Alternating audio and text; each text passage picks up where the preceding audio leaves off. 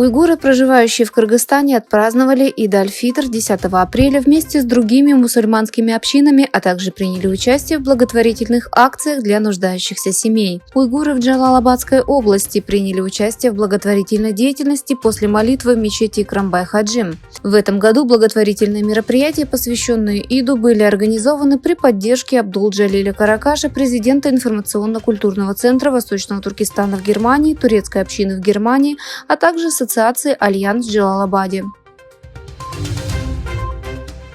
Чтобы скрыть политику систематического геноцида, проводимую китайским режимом в Восточном Туркестане, и создать образ счастливого уйгура, китайский режим приглашает иностранных делегатов в Восточный Туркестан, организует гламурные поездки и использует иностранных делегатов в качестве инструментов своей черной пропаганды.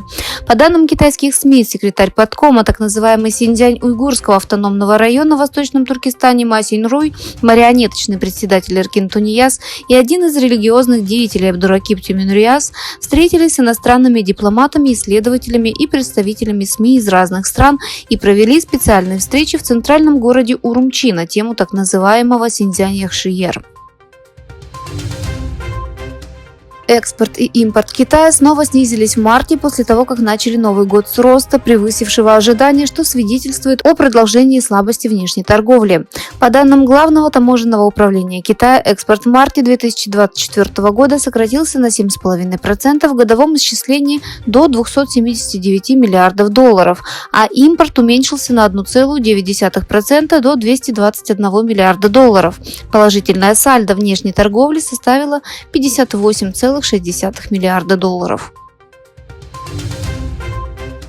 В то время как президент США Джо Байден принимал премьер-министра Японии Кисидо Фумио и президента Филиппин Фердинанда Маркоса-младшего, США, Южная Корея и Япония провели совместное учение в Восточно-Китайском море. Японский военный корабль, управляемые ракеты США и Южной ракеты, были задействованы в учениях, проходивших в Восточно-Китайском море 10-12 апреля.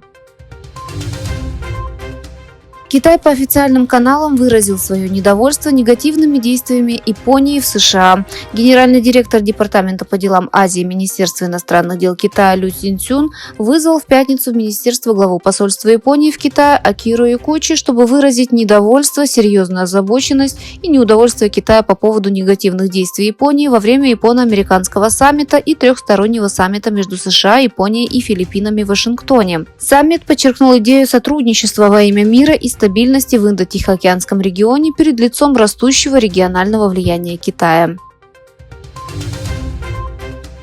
Россия, получившая поддержку Китаем войны в Украине, развивает свою оборонную промышленность.